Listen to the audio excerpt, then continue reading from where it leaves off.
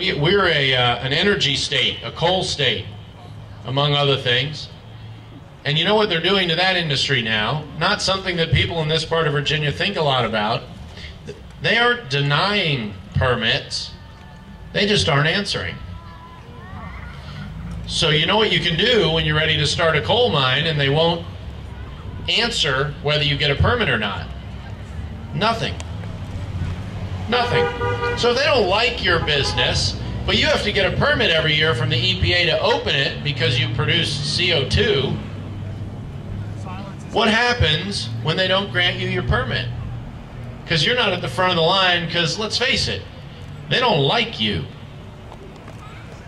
You're on the list. All of you holding the flags, literally.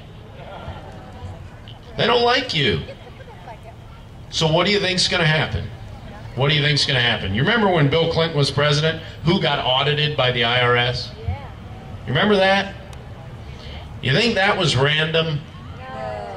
No, it was the arbitrary exercise of government power. It was tyranny in action. And when the EPA has this kind of control over, this building is big enough to have to get a permit. That one's big enough. That one's big enough.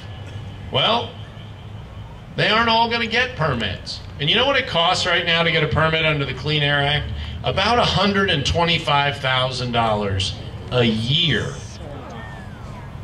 So if you think that that sort of regulation doesn't affect you, you're right, unless you eat or use energy. All the rest of you have nothing to worry about. But for all of you, your cost of living is going to go up, your standard of living is going to go down. Your opportunities for your children are never going to appear. It isn't that they're going to disappear. The opportunity for them to come into being will never exist because of a crushing burden by our own federal government, squashing opportunity for all Americans to create, to start businesses, to grow them, to make the decisions they want to make in their own lives about how to conduct themselves. That's what this is about, and that's what I mean when I talk about that liberty pie.